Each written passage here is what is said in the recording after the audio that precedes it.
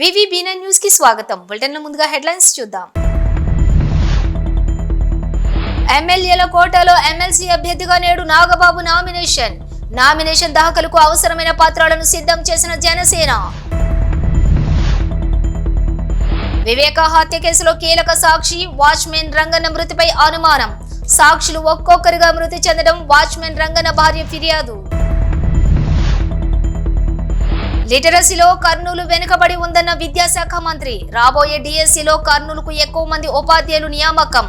లోకేష్ వెల్లడి. ఏపీలో ఎమ్మెల్యేల కోటాలో నిర్వహించే ఎమ్మెల్సీ ఎన్నికలకు కూటమి పార్టీలో భాగంగా జనసేన అభ్యర్థిగా నాగబాబు శుక్రవారం నామినేషన్ దాఖలు చేయనున్నారు. పార్టీ అధ్యక్షులు డిప్యూటీ సీఎం పవన్ కళ్యాణ్ ఆదేశాలకు అనుగుణంగా నామినేషన్ దాఖలు అవసరమైన పత్రాలను జనసేన కార్యాలయం సిద్ధం చేసింది. నాగబాబు అభ్యర్థిత్వాన్ని ప్రతిపాదిస్తూ ఆ పార్టీకి చెందినటువంటి 10 మంది ఎమ్మెల్యేలు సంతకాలు చేశారు.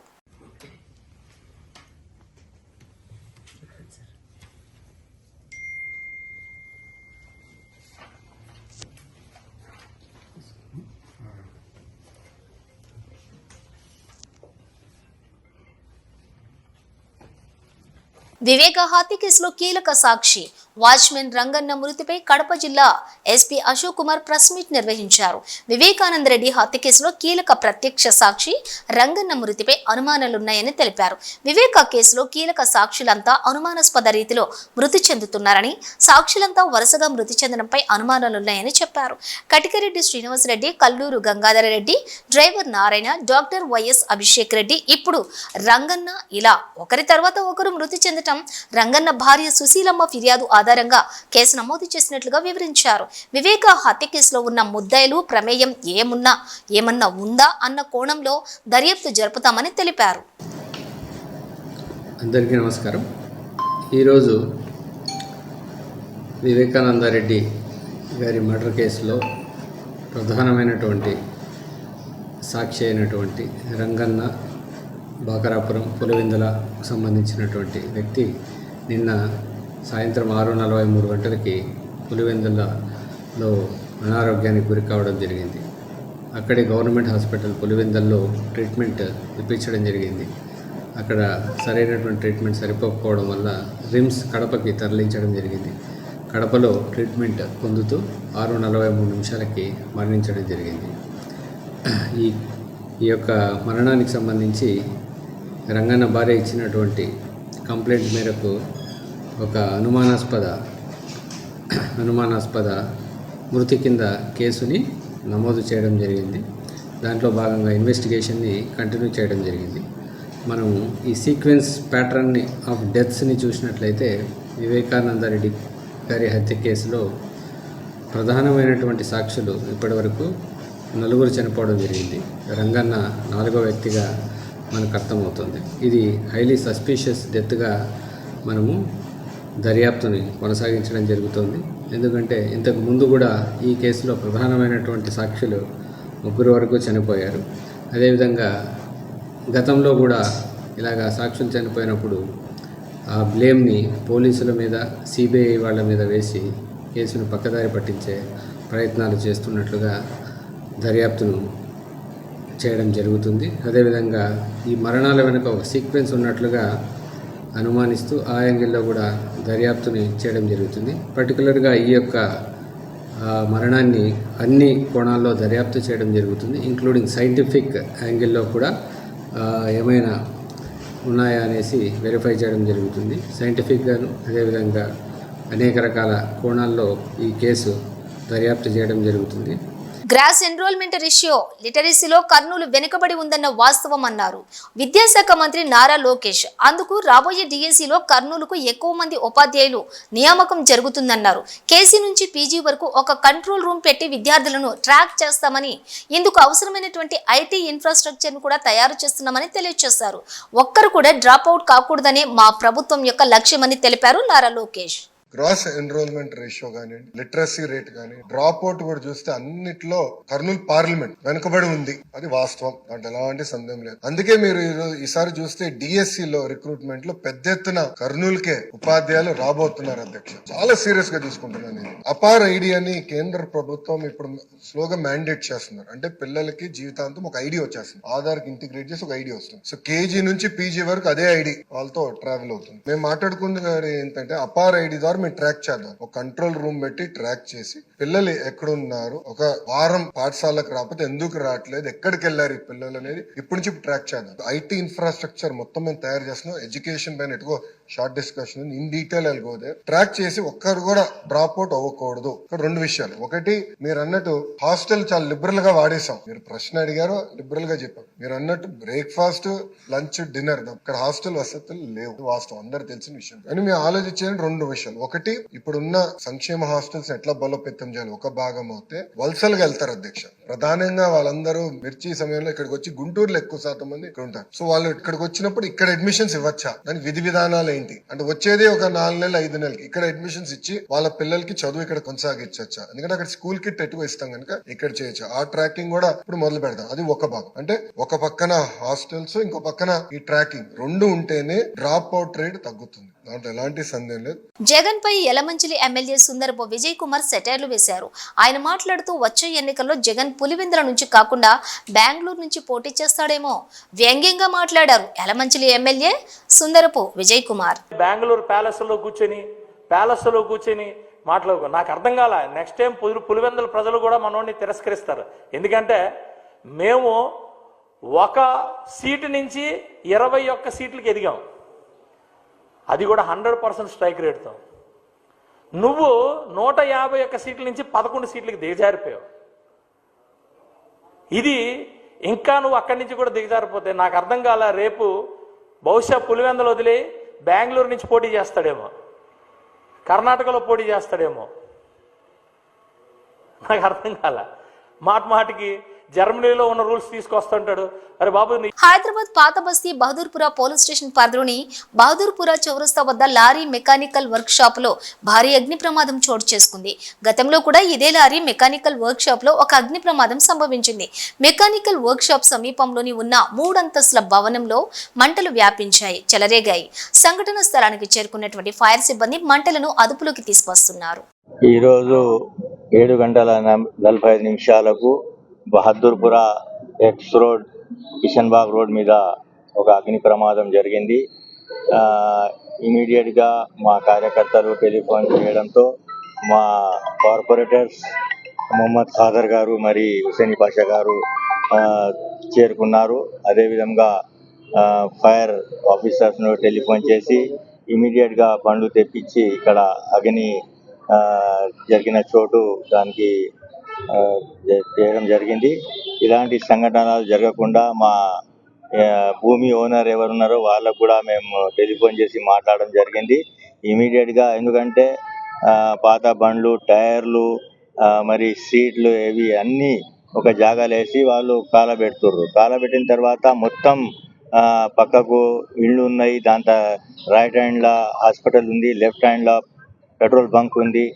అది చూసుకుంటూ మరి ఈ విధంగా మళ్ళీ ఒకసారి కాకుండా చూసుకోవాల్సిన బాధ్యత మా పైన కూడా ఉంది. కాబట్టి మేము వాళ్ళకి అధికారులు కూడా చెప్పడం జరిగింది. ఇమీడియట్గా దీనికి 2-3 రోజుల్లో మొత్తం ఇక్కడ ఉన్నటువంటి కార్ఖానాను మొత్తం ఖాళీ చేయాలని వాళ్లకు కోరడం జరిగింది. వాళ్ళు కూడా ఒప్పుకున్నారు, ఇమీడియట్ గా మేము ఖాళీ చేస్తామని. యాదాద్రి భువనగిరి జిల్లా చోటుప్పల్ మున్సిపల్ కేంద్రంలో దొంగతనానికి ప్రయత్నించారు దుండగులు. షట్టర్ పగలగొట్టి దుకాణంలోకి చొరబడ్డారు దొంగలు. షాప్ యజమాని ఫిర్యాదు మేరకు సంఘటన స్థలానికి పోలీసులు చేరుకుని క్లూస్ టీం ద్వారా ఆధారాలు సేకరిస్తున్నారు పోలీసులు.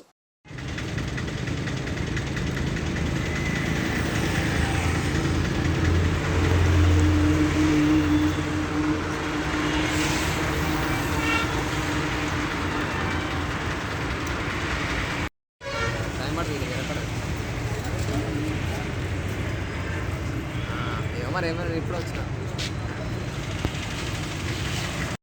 శివరాత్రి కనబడ్డా నాకు కనబడ్డాను. మీరు బిజీ ఉన్నారు అయ్యేదేవో శాస్త్రం అంటారు.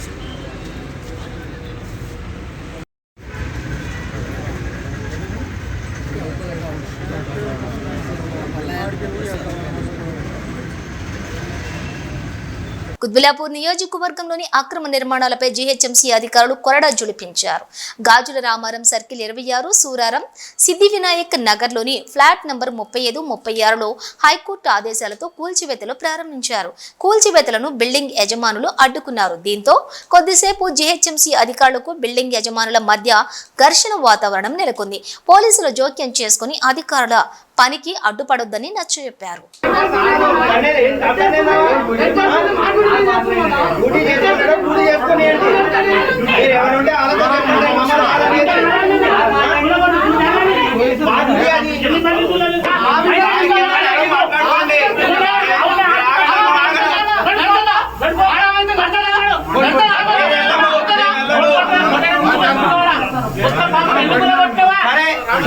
పాపమే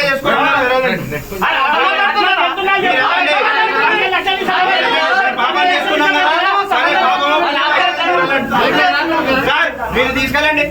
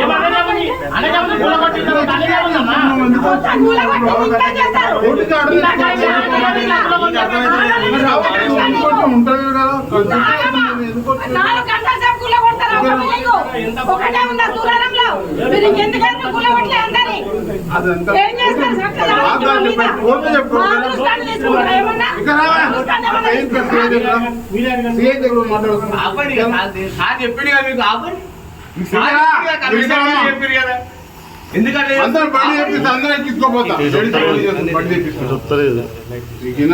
ప్రఖ్యాత బ్రాండెడ్ సంస్థలు నగరంలోని సేవలందించడం అభినందనీయమని హైదరాబాద్ మేయర్ గద్వాల్ విజయలక్ష్మి అన్నారు. బంజారాహిల్స్ లో వుడ్లాండ్ సంస్థ కార్యకలాపాలను జీహెచ్ఎంసీ మేయర్ గద్వాల్ విజయలక్ష్మి ప్రారంభించారు. ఈ సందర్భంగా మేయర్ మాట్లాడుతూ నగరానికి నిత్యం వస్తున్న విదేశీ టూరిస్టులు వారి యొక్క అవసరాలకు అనుగుణంగా ఆహారం విషయంలో, వస్తువుల విషయంలో ప్రపంచంలోనే ఏ దేశంలో దొరికేవైనా ఇక్కడ లభిస్తుండడం గొప్ప విషయమన్నారు.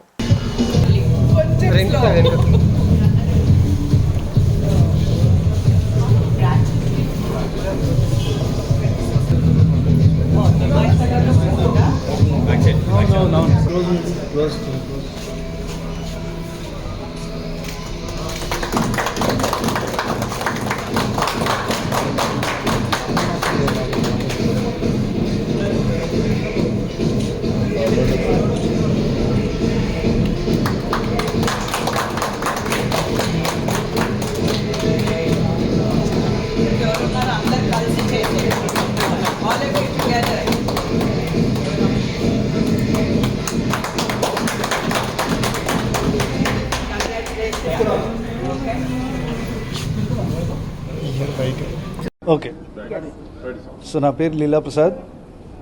మొత్తం చెప్పాలా, కంటిన్యూ చెప్పాలా?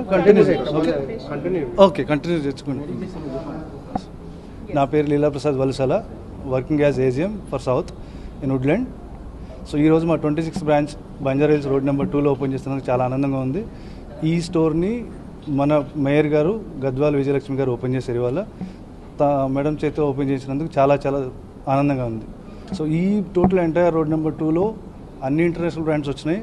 దాంతోపాటు as a Woodland standard what we maintain, same Woodland brand కూడా ఏమాత్రం మిగతా బ్రాండ్కి తగ్గకుండా కంటిన్యూస్గా క్వాలిటీ కానీ, డ్యూరబిలిటీ కానీ, ప్లస్ కస్టమర్ ఓరియంటెడ్ వ్యూలో మేము కంటిన్యూస్గా రేంజ్ మెయింటైన్ చేస్తూ ఉన్నాం. సో ఇంటర్నేషనల్ స్టాండర్డ్స్ మెయింటైన్ చేస్తూ సేమ్ అదే ఇంటర్నేషనల్ బ్రాండ్ పక్కన మా స్టోర్ ఓపెన్ చేసి సేల్ చేస్తున్నందుకు వీఆర్ వెరీ హ్యాపీ. సేమ్ మిగతా బ్రాంచ్లన్నింటినీ మమ్మల్ని ఏ విధంగా మీరు అందరూ ఆదరించారో సేమ్ ఈ బ్రాంచ్ని కూడా మీరు అందరూ ఆదరిస్తారు. మీ అందరికీ సేవలు చేయడానికి మేము ఎప్పుడు సదా రెడీగా ఉంటాం. Madam entire the family store, we have women's footwear apparel and men's footwear apparels and total entire accessories range. So inaugural offers we have up to 50% what we presently what sale is, US is going on. Any upcoming branches you are coming? Yeah, madam, యాక్చువల్గా expansion చాలా fast ఫేజ్లో నడుస్తుంది వుడ్లాండ్ది. Next within 4 or 5 daysలో దిల్సుఖ్నగర్లో flagship store open చేస్తున్నాం. తర్వాత already Himayat నగర్లో ఎస్టర్డేనే మేము కొత్త స్టోర్ ఒకటి ఓపెన్ చేస్తున్నాం. హిమాయత్ నగర్లో we have 2 stores. Thank you, sir. Keesara Dammaiguda municipality Keesara ప్రభుత్వం పాఠశాలలో పిఏటి ఆనంద్ అరాచకం బయటపడింది. ఒంట్లో బాగోలేదన్న వినకుండా 8 మంది విద్యార్థినులను చితకబాదాడు. 8వ తరగతి చదువుతున్న ప్రణతి, వైశాలి, కావ్య, నవ్య, చరణ్య, అర్చన, బ్లెస్సీ కీర్తనలను గేమ్స్ పీరియడ్లోని ఆటలాడేందుకు విద్యార్థినులు రాలేదని ఏమాత్రం కనికరం లేకుండా కరెంటు వైర్ తోటి చితకబాదాడు పిఏటి ఆనంద్. ఇంటికి వచ్చిన విద్యార్థినులకు జ్వరం రావడంతో గమనించిన తల్లిదండ్రులు ఒంటిపై గాయాలు చూసి షాక్కు గురయ్యారు. జరిగిన విషయం తెలుసుకుని ఆడపిల్లలపై విచక్షణ మరచి కరెంటు వైర్తో కొట్టడం పట్ల తల్లిదండ్రులు ఆగ్రహం వ్యక్తం చేస్తున్నారు. పిఈటి ఆనందపై తక్షణమే చర్యలు తీసుకోవాలని కోరారు. నా పేరు ప్రణతి, నేను 8th క్లాస్ చదువుతున్నా. మై నేమ్ ఇస్ నవ్య, నేను 8th ఇంగ్లీష్ మీడియం చదువుతున్నా. ఎందుకు పెట్టింది సార్? టీచర్తో మాట్లాడుతుంటే గేమ్స్ ఆడలేదు అన్నందుకు కొట్టిండు. ఎంతమంది కొట్టిండు? ఒక 10 members ఉంటారు అట్లా. గేమ్స్ ఆడినందుకు కొడుతున్నా? స్పోర్ట్స్ ఆడకుండా కొట్టిండా? స్పోర్ట్స్ అలా టీచర్తో మాట్లాడుతున్నా కొట్టిండు. నేను 8th క్లాస్ చదువుతున్నా గవర్నమెంట్ స్కూల్లో. అయితే మా పీటీ సార్ మేము వాడ చేతన అయితే లేదని కూర్చుంటే వచ్చి కొట్టిండు. చేతన అయితే లేదని చెప్పినా కానీ కొడుతూనే ఉండు. అందుకనేసి ఎందుకు కొట్టిండా అని మమ్మీ వాళ్ళకి వచ్చి చెప్తే మమ్మీ వాళ్ళు ఇవాళ వస్తా అని అన్నారు. జ్వరం వచ్చింది నాకు, అందుకే మమ్మీ వాళ్ళు వస్తారు ఇవాళ వచ్చి మాట్లాడదామని చెప్పారు. ఆడాలని చెప్పేసి కాలేజీ వచ్చినాము, అందుకనేసి వచ్చి అందుకనేసి ఎందుకు కొట్టిందా అని అడగడానికి మమ్మీ వాళ్ళు వస్తారు. ఎంతమంది కొట్టినావు? 7 members.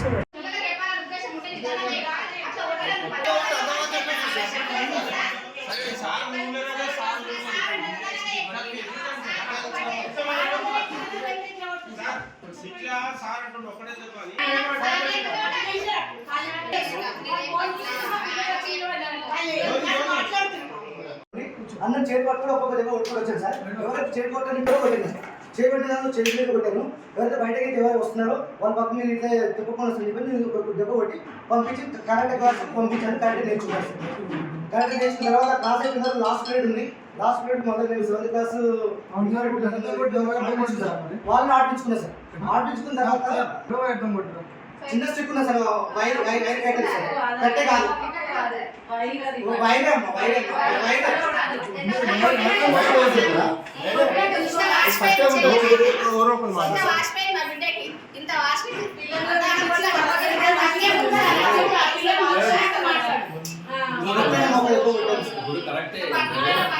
చేసినాం.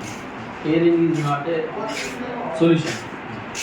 అంటే ఇంటెన్సిటీ ఎక్కువ, దెబ్బ మీద ఇంటెన్సిటీ ఎక్కువ ఉంటేనే కానీ వాత వస్తుంది. జరగడానికి చోట జరిగితే ఇప్పుడు బట్ట లేకపోతే వాత రావచ్చు, బట్ట ఉన్నా వాత రావచ్చు. అంటే ఇంటెన్సిటీ ఎక్కువ ఉన్నప్పుడు బట్ట ఉన్నా వాత వస్తుంది. కాబట్టి కొట్టడం అనేది పొరపాటు, తప్పు లేదా పొరపాటు. కాబట్టి దానికి మీరు ఎక్స్ప్లెనేషన్ రాసి తర్వాత నేను పంపిస్తాను. నల్గొండ జిల్లా కేంద్ర ప్రభుత్వ ఆసుపత్రిలోని 3 ఏళ్ల బాలుడి కిడ్నాప్ కేసు సుఖాంతమైంది. ఈ నెల 4న మధ్యాహ్నం సమయంలోని బాలుడిని నకరేకల్ మండలం మాండ్రాకు చెందినటువంటి దుండగుడు సీతారాములు ఎత్తుకుపోయాడు. బాధితుల ఫిర్యాదుతో 2 టౌన్ పోలీసులు విచారణ చేపట్టారు. బాధిత కుటుంబం గత 3 ఏళ్లుగా ఆసుపత్రి ఆవరణలోనే నివాసం ఉంటుంది. అక్కడే నివాసం ఉంటున్న ప్రభుత్వ ఆసుపత్రి సిబ్బంది పట్టించుకోలేదు. సీసీ ఫుటేజ్ లో చూయించిన సమయానికి ఆ లొకేషన్ లో కాల్ డేటా తీశారు పోలీసులు.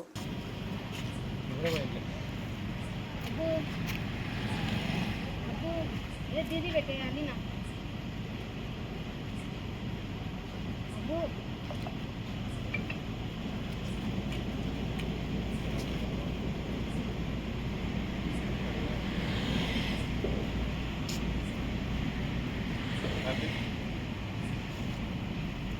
ఎస్ఎల్బీసీ టన్నెల్లో కార్మికులు అన్వేషణకు టన్నెల్లోకి బయలుదేరిన క్యాడెట్ డాగ్స్ బృందం ఎన్డీఆర్ఎఫ్ బృందాలతో పాటుగా తవ్వేందుకు అవసరమైనటువంటి అన్ని సామగ్రితోటి 110 మందిని తీసుకుని టన్నెల్లోకి వెళ్లిన లోకోమోటర్ పర్యవేక్షణకు Dogra regiment army commandant NDRF Belgium మాల్న్యూస్ బ్రిడ్జికు చెందినటువంటి క్యాడవర్ సునకాలు 15 ఫీట్ల లోపల ఉన్నటువంటి గుర్తించగలవని వీటి యొక్క ప్రత్యేకత పరిస్థితులను ఎప్పటికప్పుడు పర్యవేక్షిస్తున్నటువంటి నాగర్ కర్నూలు జిల్లా కలెక్టర్ సంతోష్.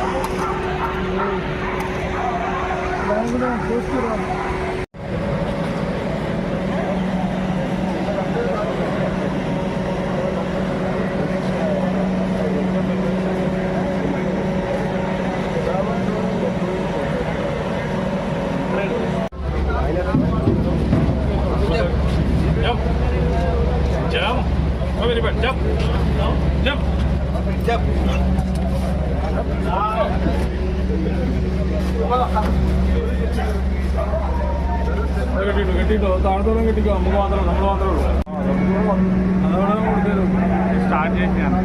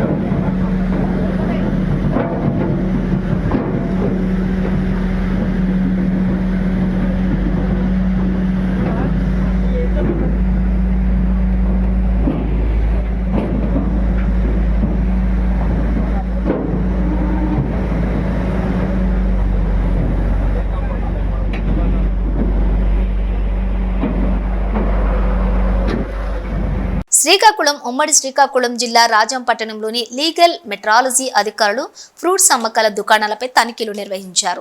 పట్టణంలోని పండ్ల దుకాణదారులపై తరచుగా వస్తున్నటువంటి ఫిర్యాదుల మేరకు ఈ దాడులు నిర్వహించినట్లుగా జిల్లా లీగల్ మెట్రాలజీ అధికారులు దామోదర్ నాయుడు, బలరాం కృష్ణ తెలిపారు. ఈ సందర్భంగా సిబ్బందితో కలిసి కాటాలను పరిశీలించి తూకాలు సరిగా లేని కాటాలు సీజ్ చేసి 10 మందిపై కేసులు నమోదు చేసి జరిమానాలు విధించారు. ఇకపై తూకాల్లో తేడా వస్తే కఠినమైన చర్యలు ఉంటాయని హెచ్చరించారు.